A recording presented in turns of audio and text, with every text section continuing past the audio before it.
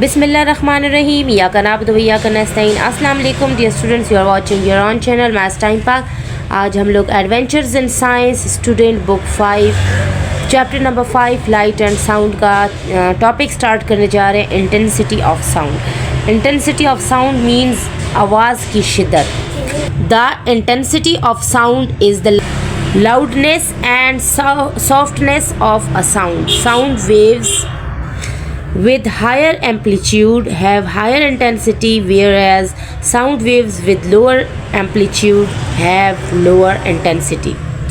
इस पैराग्राफ में हमें बताया गया है कि आवाज़ की शिद्दत आवाज़ की बुलंदी या नरमी है। ठीक है, ज़्यादा एम्पलीट्यूड के साथ साउंड वेव्स की शिद्दत ज़्यादा होती है, जबकि कम एम्पलीट्यूड के साथ आवाज़ की लहरों की शिद्दत कम होती है। अब एम्पलीट्यूड क्या है? एम्पलीट्यूड कहते हैं लहर की ऊंचाई। जो साउंड वेव होती है ना, उसकी जितनी ज़्यादा ऊंची उसकी वेव बनेगी ना, ठीक है, एम्पलीट्यूड बनेगा, इट्स मीन वो साउंड बहुत ज़्यादा ऊंची है, लाउड साउंड है। और जितना उसका एम्पलीट्यूड कम होगा, इट्स मीन्स वो कोई सॉफ्ट एंड क्वाइट साउंड है। यहाँ पर हमें डायग्राम में भी दिखाया गया इंटेंसिटी ऑफ साउंड में। ये जो हमारे पास वेव्स आ रही हैं, ये हमारे पास साउंड वेव्स हैं। ये छोटी छोटी हैं, मीन्स लो एम्पलीट्यूड है, तो साउंड हमारे पास क्वाइट साउंड है। और इसकी वेव्स ज़्यादा हैं, मीन्स हाई एम्पलीट्यूड है, तो वो लाउड साउंड है। आप लोग को एम्पलीट्यूड की समझ आ गई होगी, तो इस तरह आप लोगों को आवाज़ की शिद्दत के बारे में भी पता चल गया होगा। नेक्स्ट पैराग्राफ है, the intensity of sound also depends on the distance from the source. The larger the distance from the source, the lesser the intensity of sound.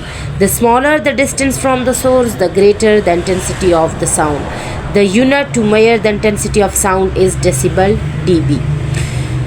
सो इस पैराग्राफ में डियर स्टूडेंट्स हमें बताया गया है कि आवाज़ की शिद्दत जो है ना, सोर्स से फासले पर मुनहसर है।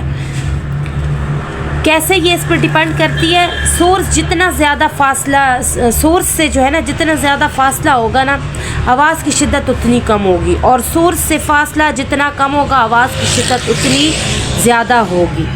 कैसे?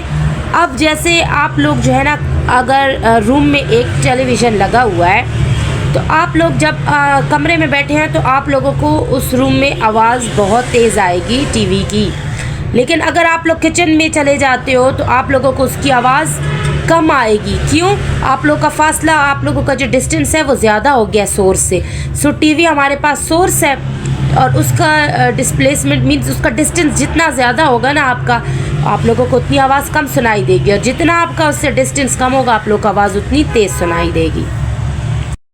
ये स्टूडेंट्स, यहाँ पर हमारे पास डेसिबल स्केल दिया गया है। ठीक है, जितनी आवाज़ कम होगी उसका कम dB होगा, और जितनी ज़्यादा होगी उसका ज़्यादा dB होगा। ठीक है, वो उतनी ज़्यादा शोर करने वाली चीज़ होगी, और वो नॉइज़ हमारे लिए प्रोड्यूस करेगी। अब हम लोगों ने पढ़ना है नॉइज़।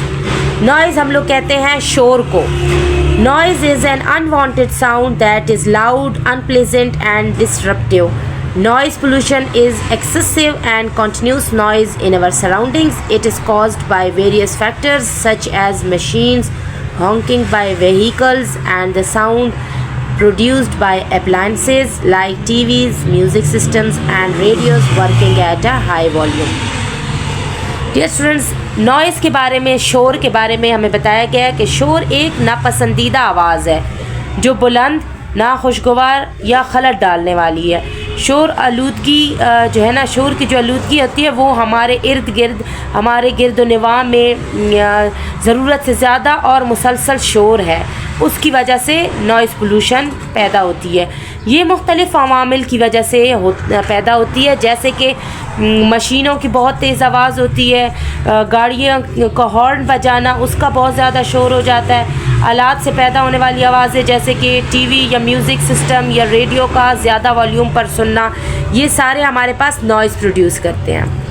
नेक्स्ट हमारे पास है harmful effects of noise pollution. ठीक है, ये जो हमारे पास नॉइज़ है मीन्स शोर है ना, इसके शोर के हमारे ऊपर मज़र असरात मीन्स जो नेगेटिव हमारे ऊपर इम्पैक्ट पड़ता है वो क्या है?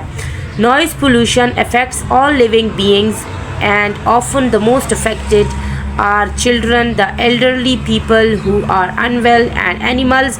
Some harmful effects of noise pollution are listed below.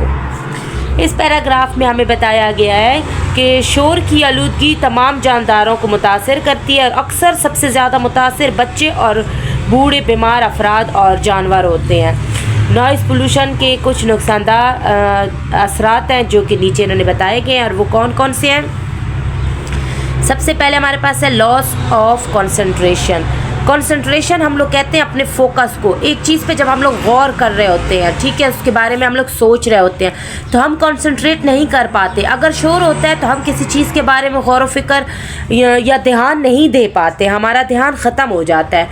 Sleep deprivation और लॉस ऑफ स्लीप मीन्स नींद की कमी, हमारी नींद गायब हो जाती है, शोर की वजह से हमें नींद नहीं आती।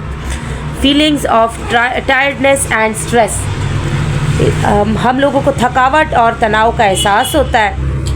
हेड एक एंड ईयर एक, हमारे सर में भी दर्द होता है शदीद, और कान का भी दर्द होता है। Increased blood pressure and nervous tension, blood pressure और असाबी तनाव में इजाफा हो जाता है।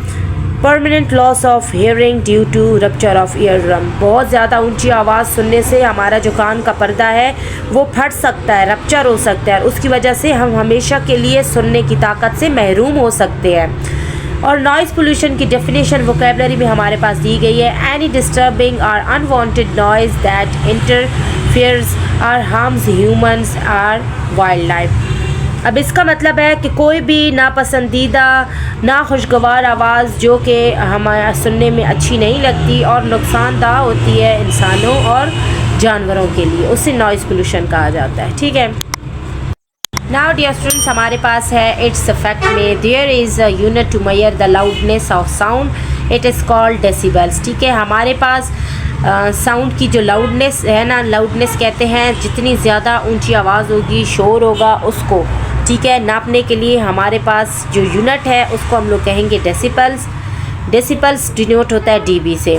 While a sound in the range of 1 to 10 dB is just audible and sound of 120 to 180 dB is painful to our ears. इसमें हमें बताया गया है कि 1 से लेकर 10 dB तक साउंड जो है ना वो हम सुन सकते हैं, सुनाई देता है, और 120 से लेकर 180 तक हमारे कानों के लिए बहुत पेनफुल साउंड होती है। Noise produced during the takeoff of an aircraft is about 140 dB, कि जब हवाई जहाज़ ठीक है वो टेक ऑफ कर रहा होता है तो उसका जो शोर होता है, उसकी जो आवाज़ होती है वो बहुत ज़्यादा हमारे कानों के लिए तकलीफ़दा होती है। ठीक है, वो बहुत नॉइज़ प्रोड्यूस करता है। नेक्स्ट है हमारे पास ways to reduce noise pollution, कि नॉइज़ पोल्यूशन को कैसे कम किया जाए, वो कौन से तरीके हैं जिनसे नॉइज़ पोल्यूशन कम हो सकती है। Since humans are responsible for noise pollution, it is in our hands to reduce this pollution. We all need to be aware of our responsibility in reducing noise pollution. Some possible ways to achieve this are as follows. इसमें हमें बताया गया है चूँकि noise pollution के ज़िम्मेदार इंसान हैं, इसीलिए इस आलूदगी को कम करना हमारे हाथ में है। हम सबको आवाज़ की आलूदगी को कम करने में अपनी ज़िम्मेदारी से आगाह होने की ज़रूरत है, और इसको हासिल करने के कुछ मुमकिन तरीके दर्ज झेल हैं। सबसे पहला पॉइंट हमें गिवन किया गया है watching TV and listening to radio at low volumes. ठीक है, इससे हमें बताया गया है कि कम आवाज़ में टीवी और रेडियो को सुनना, ठीक है, उससे नॉइज़ पोल्यूशन को हम रिड्यूस कर सकते हैं। अवॉइड यूजिंग वैक्यूम क्लीनर्स और other loud appliances at night, रात को वैक्यूम क्लीनर या दीगर कोई ऊंची आवाज़ वाले आलात इस्तेमाल करने से गुरेज करना चाहिए हमें। Regularising the movement of traffic and avoiding unnecessary honking, इसमें बताया गया कि ट्रैफिक की नक्ल हरकत को बाकायदा बनाना और गैर ज़रूरी हॉर्न बजाने से गुरेज करना हमें चाहिए। फिर हमारे पास अगला पॉइंट है declaring hospital and school zones as no honking zones, के हस्पताल और स्कूल जोन्स को नो हॉन्किंग जोन करार देना चाहिए।